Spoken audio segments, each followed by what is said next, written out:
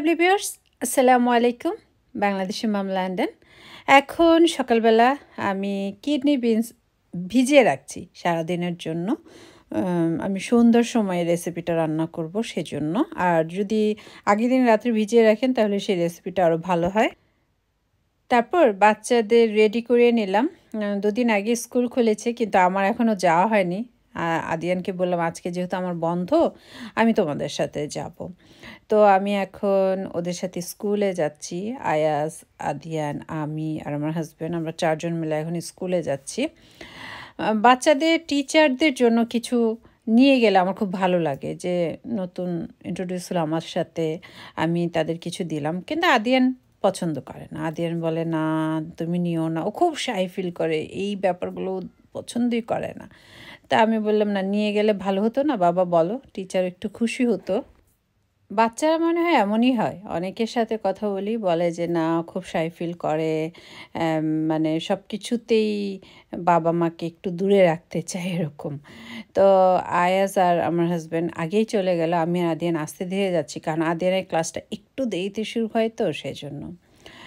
তো আজকে আমাদের প্ল্যান হচ্ছে, আজকে যেহেতু আমার কাজ নেই, এতদিন আমি অনেক ব্যস্ত ছিলাম আমার জব নিয়ে, সেই জন্য আপনাদের সাথে ভিডিও শেয়ার করা হয়নি। তারপর আরও অনেক অনেক কাজ আছে, সব কিছু আর এখন আর শেয়ার করি না, কিছু কিছু হাইড করে রাখি। সময় হলে আবার অনেক কিছু বলবো, অনেক কিছু শেয়ার করব। তো ওদেরকে স্কুলে দিয়ে এসে আমি আর আমার হাজব্যান্ড বাসায় চলে আসলাম। আর বাসায় আসার পর ঠিক করলাম যে নাস্তা খেয়ে তারপর বাইরে যাব, কিন্তু আমার নাস্তা খেতে একটু ইচ্ছে হলো না। আমার হাজব্যান্ড নাস্তা খেলো, আমি তাড়াতাড়ি করে ওকে রেডি করিয়ে দিলাম। তারপর রেডি হলো, আমার আজকে একটা অ্যাপয়েন্টমেন্ট আছে, সেখানে যাচ্ছি। আমি প্রথমে ওর সাথে একটু কফি খাবো, তারপর ওয়েস্টফিল্ডে একটু কাজ আছে, সেগুলো কেনাকাটা করব। তারপর আমার স্টারফোর্ড সেন্টারে একটা কাজ আছে, সেটা কমপ্লিট করব। তারপর আমি বাসায় আসবো।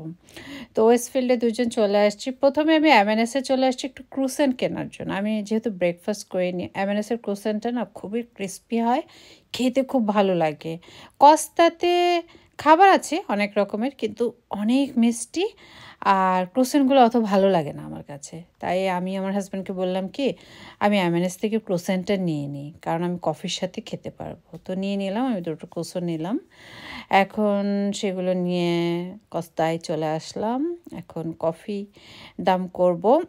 কস্তাতে স্টারবাক্সে কফির দাম অনেক বেড়ে গেছে, মানে এত বেড়ে গেছে, একটা কফির দাম 2 পাউন্ড, 2 পাউন্ড 50 হলে আমার কাছে মনে হয় একদম পারফেক্ট। এখন 450 হয়ে গেছে, 435 পাউন্ড এরকম, মানে সবগুলো 4 পাউন্ডের উপরে হয়ে গেছে। একটু তো মানে খারাপ লাগে এত দাম। তারপরও শখ মেটানো, যে দুজন একটু সপ্তাহে একদিন নিজের মতো করে ঘোরা আর কি। তো এখন দুজনে মিলে ক্রুসেন্ট খেলাম। ও অত খেতে চাইলো না, ও হাফ খেলো, বললো যে না আমার একদম পেট ভরা, আমি খাবো না, তুমিই খাও। তো আমি খাচ্ছি। খাওয়া শেষ করে আমরা বের হয়ে গেলাম। তো আমরা দুজন এখন আয়াজের জন্য একটা প্যান্ট কিনতে এসেছি। আয়াজের প্যান্টটা প্রাইমার্কে খুব পারফেক্ট পাওয়া যায়, সেটা হচ্ছে স্কুলের প্যান্ট। ওর প্যান্ট এখন ম্যান সাইজ হয়ে গেছে, আর বয়েজ সাইজে নাই, সেজন্য ম্যান সেকশন থেকে ওর প্যান্টটা কিনতে হয়, এবং ওর আব্বু সেটার পারফেক্ট মাপটা জানে। আমি যেমন আগে কিনতাম এমএনএস থেকে কিনতাম, বা আজদা থেকে স্কুল সেকশনগুলো থেকে কিনতাম, এখন আয়াজের সেগুলো হয় না। সেই জন্য প্রাইমার্কেও কিছু কোয়ালিটি খুব ভালো ভালো আছে, সেখান থেকে আমি নিতে বললাম। এর আগেও একটা কিনেছে, সেটা খুব পারফেক্ট হয়েছে স্কুলের জন্য। তো আমি বাচ্চাদের জন্য সবসময় 2টো প্যান্ট রাখা পছন্দ করি, 2টো কি 3টে। তাহলে হয় কি, একটা বছর হয়ে যায়, একটা নষ্ট হলো হঠাৎ করে, আরেকটা আমি চেঞ্জ করে দিলাম এরকম। তো সেই জন্য আগে থেকে এবার অত কিছু কেনা হয়নি, অনেক কিছুই কেনা ছিল। এমএনএস থেকে কিছুদিন আগে ওদের শার্ট কিনেছিলাম, আদিয়ানের প্যান্ট এনেছিলাম। তবে আমার কাছে মনে হচ্ছে আদিয়ানের জন্য আরেকটা প্যান্ট লাগবে। তো একটা প্যান্ট এখন আছে, আর যেটা কয়েকদিন ইউজ করেছি সেটা আমি ফেলে দিয়েছি। তো আমি এখন প্রাইমার্কের হোম সেকশনটা একটু দেখছিলাম, যদিও এখানে আমার কোনো দরকার নেই। তারপরও আমার হাজব্যান্ড যেহেতু ওই সাইডটা প্যান্ট দেখছে, ও বললো যে তাহলে তুমি তোমার মনের মতো করে একটু ঘোরো, আমি এখানটা একটু খুঁজি। তো আমি তো ফুল তারপর হোম সেকশনে যা যা এগুলো দেখা খুব পছন্দ করি। প্রাইমার্ক এখন আমার খুব ভালো লাগে, এখন নতুন করে সাজিয়েছে, অনেক সুন্দর সুন্দর জিনিসগুলো দেখা যায় এখানে আসলে। প্রাইমার্কের কাজটা সেরেই তারপর আমার হাজব্যান্ডকে আমি বিদায় দিয়ে দেব, যেহেতু আজকে শুক্রবার, ও মসজিদে গিয়ে নামাজ পড়বে, সেজন্য আগেই চলে যাচ্ছে, বলে যে না আমার তাড়াতাড়ি যেতে হবে, তারপর জবের কিছু কাজ কমপ্লিট করে মসজিদে চলে যেতে হবে। তো বললাম যে ঠিক আছে তুমি যাও, এখানকার কাজটা শেষ করেই তুমি চলে যাও, আর আমার কাজগুলো তখন আমি কমপ্লিট করে আমি আবার বাসায় চলে যাব। তো যে কথা সেই কাজ। আর বাচ্চাদের ছুটিগুলো একদম চোখের নিমেষে চলে গেল না? যারা বাচ্চার মা বাবা আছেন তারা অবশ্যই উপলব্ধি করতে পারছেন যে এবারকার সামারটা যেন কেমন, আসতে না আসতেই চলে গেল। সামারটা যেন কেমন, মানে উপভোগ করতে পারলাম না। অনেকে তো অনেক জায়গায় গিয়েছেন, 2 দিন 3 দিন 4 দিন করে থেকে এসছেন, আমাদের যাওয়া হয়নি। আমরা আসলে, বিশেষ করে আমি সব কিছু একটু প্ল্যান করে করা পছন্দ করি। যেমন কেউ গেল, তার দেখা দেখি আমারও যেতে হবে, এটা আমার খুবই অপছন্দ। আমার কাছে মনে হয় যে না, আমার তো একটা প্ল্যান আছে, আমি এই মাসে যাব, এই মাসে গিয়ে আমি বাচ্চাদের নিয়ে ঘুরবো। এত ঘোরাফেরা করলে আমি সঞ্চয় করবো কীভাবে? এটা আমি সবসময়ই চিন্তা করি। আমার হাজব্যান্ড বলে যে এখন ইতালি ভেনিসে যাই, এখন এখানে যাই, এখন সেখানে যাই। আমি বলি যে না, এত ঘোরা ঠিক না, এত ঘুরলে তুমি সেভিং করতে পারবে না, তোমার অনেক কিছু চিন্তা করতে হবে। তো সেই চিন্তাধারা থেকেই মানে সব ক্ষেত্রে এগোতে হয় আর কি। তো আমার হাজব্যান্ডকে বিদায় দেওয়ার পর এখন আমি স্টার্ট ফর সেন্টারের দিকে যাচ্ছি। আমার শরীরটা না এখন একটু ভালো লাগে আলহামদুলিল্লাহ। কারণ কি, আমি এখন একটু এক্সারসাইজ করছি। এক্সারসাইজ করার ফলে হয় কি, আমার শরীরটা একটু পাতলা লাগে, আর মনে হয় যে সে আগের মতো অস্থিরতাটা নেই, ভালো লাগে, শান্তি লাগে। তো স্টার্ট ফর সেন্টারে আমি কিছু কাজ সেরে নেওয়ার পর আমি আবার কি করলাম, এমএনএসে চলে আসলাম। এমএনএস থেকে বাচ্চাদের জন্য একটু ফ্রেঞ্চ ফ্রাই, আদিয়ান এমএনএসের ফ্রেঞ্চ ফ্রাই ছাড়া খেতে চায় না, ওর এটা খুব পছন্দের। আমি অনেক শপেরটা কিনে ওকে দিয়েছি, মরিসনেরটা দিয়েছি, টেস্কো, তারপর সেন্সবেরি। নো, ওর শুধু এমএনএসেরটাই নাকি একটু টেস্ট লাগে, তো এটাই সবসময় কিনে দিই। একটা পিৎজা নিয়ে নিলাম, কারণ আদেন খেতে চেয়েছে, বলেছে যে আজকে আমাকে ফ্রেঞ্চ ফ্রাই আর পিৎজাটা তুমি দিবে। ও কেন জানি এই টাইপের খাবার খুব পছন্দ করে, আয়াজ অত পছন্দ করে না। আমরা অনেক না করি যে না এই টাইপের খাবার তুমি খেতে পারবে না, কিন্তু ও কান্নাকাটি করবে যে না দিতেই হবে। এমএনএসে আসার পর ফুলগুলো দেখছিলাম, সামারের ফুল, মানে এদেশের ফুল কিছুদিন পর পর এক একটা ফোটে, আর ভালো ভালো সবগুলোতে নিয়ে আসে, চোখটা ধরে যায়। মানে কি, আমার এমন একটা হাউস থাকতো, আমার কয়েকটা মালি থাকতো, একদম বাইরে ফুল সবসময়, গাছগুলো সুন্দর করে সাজিয়ে রাখতো। আমি ঘুম থেকে উঠে আমার জানালা খুলে দেখতাম ফুলগুলো ফুটে আছে, মানে কেমন না একটা অনুভূতি। মানে এই ছোট ছোট ভালো লাগাগুলো আমার খুবই মানে মনে চায় যে এরকমটা যদি হতো, ফুল দিয়ে সমস্তটা ভরা থাকতো, আর আমি চোখ জুড়ে দেখতাম, আমার অনেক ভালো লাগে সত্যি কথা। তো এখন এমএনএস থেকে আমি কিছু জিনিস নিয়ে নিলাম, আমি এখন বাসার দিকে যাচ্ছি। আমি যখন স্কুলে গিয়েছিলাম তখন আমি কিন্তু অনেকটা ড্রেস পরেছিলাম, যখন আবার স্টার্ট ফোর্টে সেন্টারে গিয়েছি, মানে ওয়েস্টফিল্ডে এসেছি, তখন আরেকটা ড্রেস পরেছি, কারণ ওই যে বললাম যে এক্সারসাইজ করছি, তো এক্সারসাইজ করার জন্য নিচে ড্রেস পরে ওপরে আবার একটা লং ড্রেস পরেছি, যেন এক্সারসাইজের সময় লং ড্রেসটা খুলে এক্সারসাইজ করলাম, তারপর আবার মানে আসার সময় ড্রেসটা পরে আবার চলে আসলাম, এই জন্য। তো বাসায় আসার পর বাচ্চাদের এখন আমি খাবার রেডি করে দিচ্ছি। আমি বাসায় এসে ফ্রেশ ট্রেশ হয়ে নামাজ পড়লাম, নামাজ পড়ে তারপর বাচ্চারা একাই চলে আসছে, আয়াসার দিন আমার আর যেতে হয়নি। আয়াজ এখন ভাইকে সুন্দর করে নিয়ে আসতে পারে, তবে আমার মাঝে মধ্যে যেতে হবে। ওদেরকে খাবার দিলাম, খাবার দেওয়ার সাথে সাথেই তো 4টা বেজে যায়, ওরা আসতে আসতে 3:30 হয়ে যায়, তখন সাথে সাথে সুইমিংয়ের জন্য রেডি করে নিলাম। অনেক দিন পর তারা সুইমিংয়ে যাচ্ছে, 3 উইকস পর। তারা কিন্তু সুইমিংয়ে এখন যেতে চায় না, অনেক রিকোয়েস্ট করি। আয়াস পুলিশের কোর্স করতো, সেগুলো সব অফ করে দিয়েছে, ওর নাকি ভালো লাগে না, বাচ্চারা বড় হওয়ার সাথে সাথে অনেক কিছু চেঞ্জ করতে চায়। বললাম ঠিক আছে, তোমার ভালো লাগে না তবে পড়াশোনাটা তুমি ঠিকমতো করো, পড়াশোনাটা ঠিকমতো করলে আমি খুশি হব। তো এখন আমরা সুইমিং সেন্টারের দিকে যাচ্ছি। অনেকের প্রশ্ন, আপু জব কিভাবে পাবো, কিভাবে অ্যাপ্লাই করেছেন, কি করেছেন। আসলে আমি জব কারো রেফারেন্সে নেওয়া একদম পছন্দ করি না।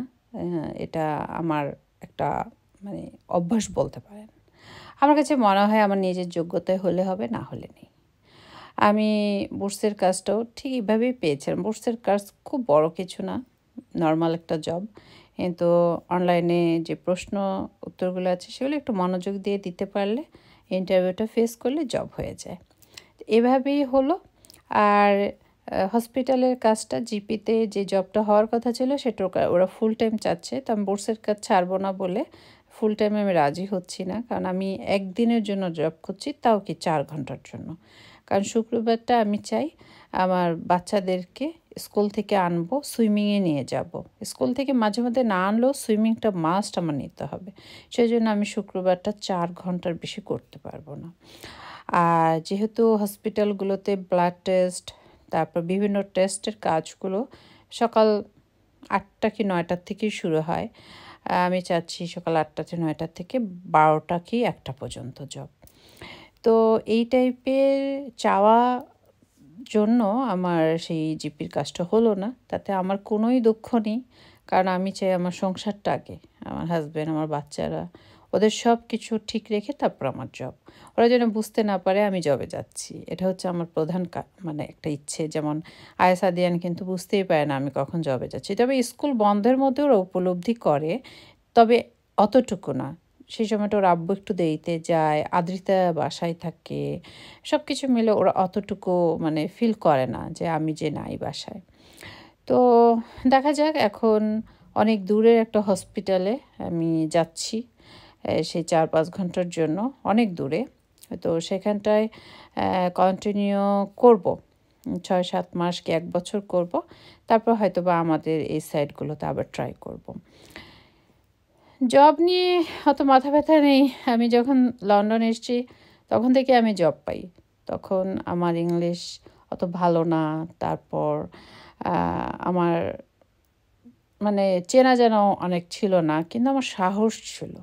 সাহস থাকার ফলে আমি সব জায়গায় অ্যাপ্লিকেশন করতে পেরেছি, আমি ইন্টারভিউ দিতে পেরেছি, এই আর কি। বাচ্চাদের সুইমিং করি, এখন বাসার দিকে যাচ্ছি, বাসায় চলে আসলাম। বাসায় আসার পর আমার হাজব্যান্ড কিছুক্ষণ পরে আসলো। আমাদের যে ভাইয়া আছেন, আমার হাজব্যান্ডের রিলেটিভ, ওনার আব্বা আম্মা বাংলাদেশ থেকে আসছেন, আন্টি আঙ্কেল অনেক কিছু নিয়ে আসেন আমাদের জন্য, আমরা পেয়ারা আর মিষ্টিগুলো পাঠিয়েছেন, তো ওগুলো একটু খেলাম। আদিয়ানের জন্য আমি একটা গিফট কিনে লুকিয়ে রেখেছিলাম, তো আজকে সেটা বের করে দিয়েছি যে তুমি স্কুলে গিয়েছো, সেই জন্য নতুন ক্লাসে তোমার জন্য এটা গিফট। ও অনেক বেশি খুশি হয়েছে, বলে কি তুমি এটা হাইড করে রেখেছিলে, আমি দেখেছি, কিন্তু আজকে দিই কালকে দিই করে আর দেওয়া হচ্ছিল না, তো ফাইনালি আজকে দিলাম। সুইমিংয়ে যেতে চায় না, তখন বলি যে না তোমরা যাও, আসার পর একটা সারপ্রাইজ আছে, তখন এটা দিলাম। তো এখন ওরা 3 ভাই বোন মিলে দেখছে, খুব পছন্দ করেছে। তো আমিও কিছুক্ষণ দেখলাম। এখন আমি কিচেনে চলে যাব। আমার একজন কলিগ আছে, আমি ওদের কথা অনেকবার বলেছি, একজন না দুজন, খুব আদরের আমার, মাহফুজা সঞ্জিদা। তো মাহফুজা আবার প্রেগনেন্ট, মাশাল্লাহ, সবাই দোয়া করবেন। ওর বয়স খুবই কম, 25 বছর। যদিও আমি 21 বছরে মা হয়েছিলাম, কিন্তু আমার কাছে ওদেরকে এখন খুব ছোট লাগে, এত ছোট ছোট বাচ্চা মেয়ে ওরা প্রেগনেন্ট। তো আমি ভাবলাম যেন ওর জন্য আমার একটু আচার, একটু শুটকি ভর্তা নেওয়া দরকার, যেটা দিয়ে নাকি ওর ভালো লাগে। ওর মা তো এখানে নেই, কোনো রিলেটিভ নেই, সেই জন্য ভাবলাম যে আজকে কিছু বানিয়ে নিয়ে যাই। মাঝে মধ্যে ওর জন্য অনেক কিছু নিয়ে যাই, তো সামনে আরও অনেক কিছু নিব, যেহেতু ও মাত্র প্রেগনেন্ট হয়েছে। তো এখন আমি কিচেনে চলে যাচ্ছি। বাসায় বড়ই আছে, আমের ফলি আছে, আমের ফলিটা আমার মাওয়াই সাপের দেওয়া, মানে ফরিদ ভাই যে আয়ারল্যান্ডে মারা গিয়েছেন, আমার বোনের হাজব্যান্ড, ওনার মাও মারা গিয়েছেন, আমার বোনের শাশুড়ি। ওই মাওয়াই সাপই আমাকে একসময় দিয়েছিলেন, অনেক বছর আগের কথা। তো আমিও সুন্দর করে রেখে দিয়েছি। তো সেই আমের ফলি, বড়ই আর তেঁতুল দিয়ে আমি একটা আচার বানাবো, আর চেপা শুটকি দিয়ে আমি একটা ভর্তা বানাবো আমার সেই কলিগের জন্য। তারপর সেটা সোমবারে আমি ওদের জন্য নিয়ে যাব। এই আচারটার রেসিপি অনেক বছর আগে আমার রান্নার চ্যানেল মুন্নি রান্নাবান্নাতে দেওয়া আছে, খুবই সুস্বাদু হয়। আমার আরেক বান্ধবী আছে সিলেটি, শিওলি, আমার আগের বাসার অপোজিটে থাকতো, ওর হাজব্যান্ড এই আচারটা খুব পছন্দ করে। তো যখনই আমি এই আচারটা বানাই তখনই ওই আমার বান্ধবীর হাজব্যান্ডের কথা মনে হয় যে ভাইয়া তো পছন্দ করে। এখন সেই কিডনি বিনস দিয়ে আমি রাজমা বলেন, লোভিয়া বলেন, সেটা রান্না করব। এটা হচ্ছে আমার মেয়ে আর আমার হাজব্যান্ড খুব পছন্দ করে। তো আমি প্রথমে এই সারাদিন ভিজিয়ে রাখা কিডনি বিনসগুলোকে এখন সেদ্ধ করে নেব, খুব ভালোভাবে সেদ্ধ করে নেব। তবে আপনারা এভাবে না করে সবচেয়ে ভালো হয় রেডিমেড ক্যানের মধ্যে পাওয়া যায়, সেক্ষেত্রে আর সেদ্ধ করতে হবে না, কোনো ঝামেলা নেই। সেই রেডিমেড ক্যানগুলো এনে সরাসরি রান্না করে ফেলেন। এটা অনেকেই রান্না করে, যারা এখনও জান না তাদের জন্য বলা। তো খুব ভালোভাবে সেদ্ধ করে নিলাম। সেদ্ধ করে নেওয়ার পর এখন আমি রান্নাটা করব।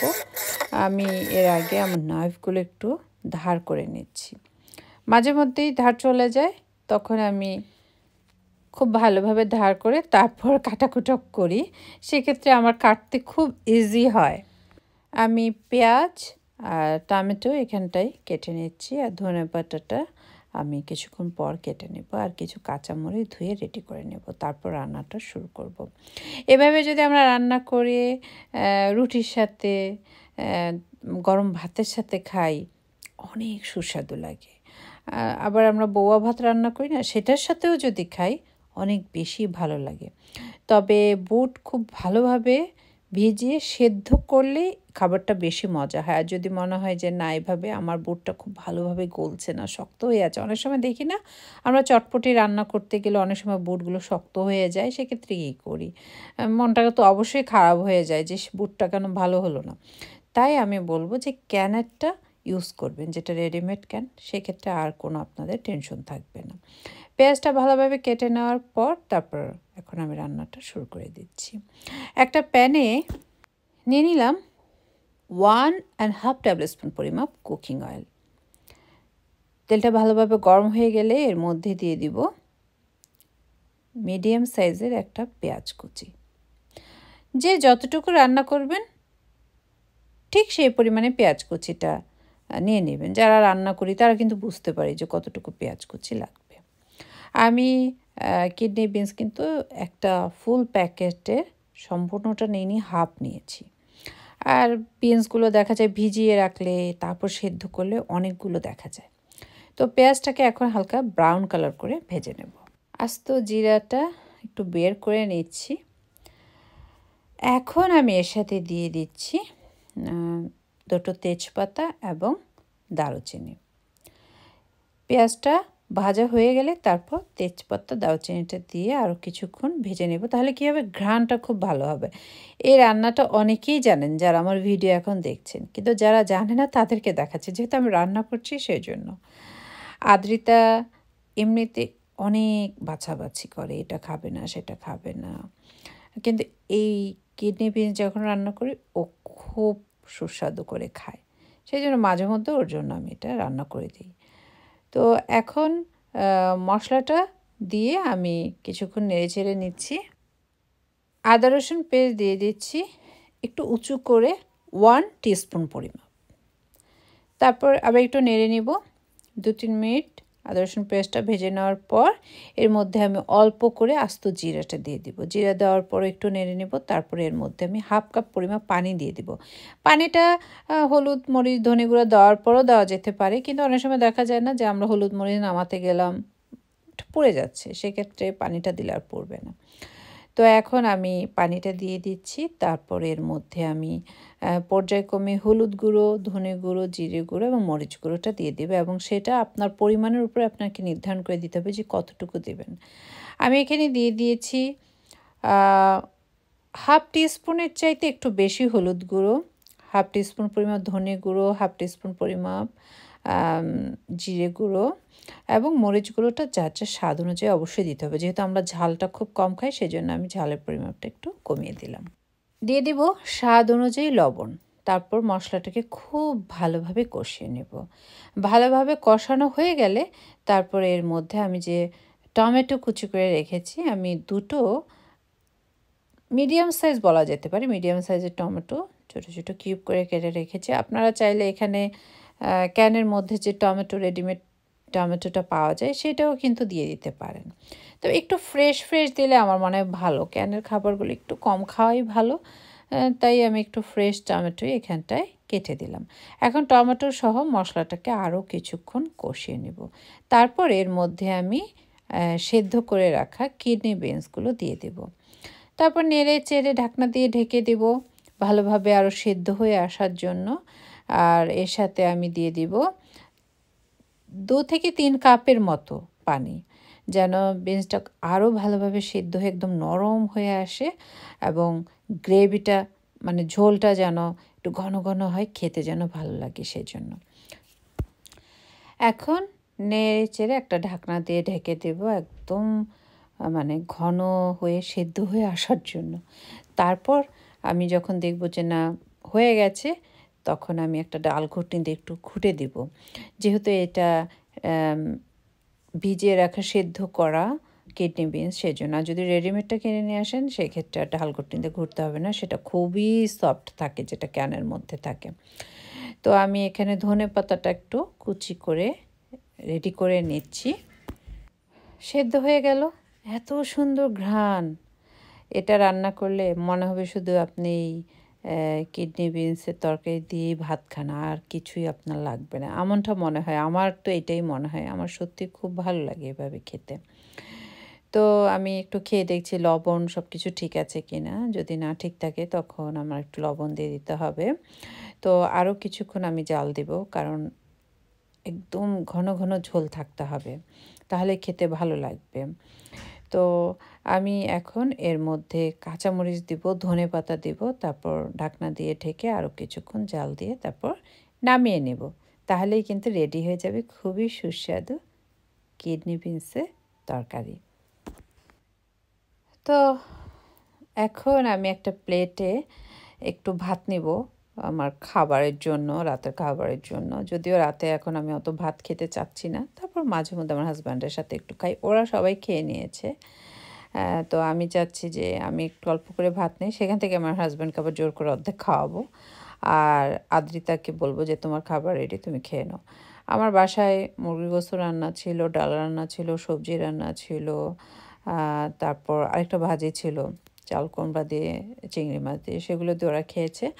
আর আমি এখন এই কিডনি বিনস দিয়ে খাবো, আর আদ্রিতাও খাবে। আদ্রিতা মোটা চালের ভাত খুব পছন্দ করে, ওর জন্য লাল চালের ভাত রান্না করেছি, আর বাচ্চা ছেলেদের জন্য ওদের জন্য বাসমতি চাল রান্না করেছি। আমি সবসময় 2 রকমের ভাত রান্না করি, কারণ আদ্রিতার ওর আব্বু লাল চালের ভাতটা এখন পছন্দ করে সেজন্য, আর আমার 2 ছেলের জন্য বাসমতি চালের রাইস, কারণ ওরা লাল চালের ভাতটা পছন্দ করে না সেজন্য। তো আমি ভাত নিয়ে নিলাম এবং এখন এই সুস্বাদু কিডনি বিনসের তরকারিটা নিয়ে নিলাম। খুবই সুস্বাদু হয় সত্যি। যারা এখনও ট্রাই করেননি তারা কিন্তু ট্রাই করতে পারেন। তো আমি এখন খাবো এখান থেকে অর্ধেক, আর অর্ধেকটা আমার হাজব্যান্ডকে খাবো। আমার হাজব্যান্ড যদিও খেয়ে ফেলেছে, তারপর ওকে জোর করে খাওয়াবো। আমার পরিচিত একজন সিলেটি আপু আছে, ওনার মা এসছেন, তা আমাকে নাকি খুব দেখতে চায়। তো আমি রাতের বেলা একটু হাঁটি, তো আমি ভাবলাম যে একটু হাঁটতে বের হওয়ার পর, আমাদের নিচেই হাঁটি, তা আজকে অল্প একটু হেঁটে ওই আন্টির সাথে একটু দেখা করে আসি, যেহেতু ওনারা এতবার করে বলেছে। তো সব কিছু এখন গুছিয়ে নেব কিচেনটা, তারপর আমি একটু ওদের বাসায় যাব। আমি একটু হেঁটে তারপর চলে আসলাম। আসার পরে আন্টি ওনার মেয়েকে শুধু বলছিল ওনাকে গুয়া খেতে দাও, ছেলেটা তো পানকে গুয়া বলে। তো আমি বললাম না অত খাবো না, তবে অল্প করে দেন, একটু ট্রাই করি। তার মা খুব বয়স হয়ে গেছে, মানে খুব ভালো লাগে, কারণ মাকে দেখলে আমার চোখ দিয়ে কেন যেন পানি চলে আসে, মনে হয় যে সবার মা আছে, শুধু আমার মা নেই। তো আন্টিকে জড়িয়ে ধরে একটু আদর করলাম, অনেক ভালো লাগলো। ওনার বারান্দা দিয়ে আমাদের পুরো আউটডোরটা দেখছি। তো আজকে এ পর্যন্তই। সবাই খুব ভালো থাকবেন, আমাদের জন্য দোয়া করবেন। আল্লাহ আপনাদের সবাইকে হেফাজতে রাখুক। আল্লাহ হাফিজ।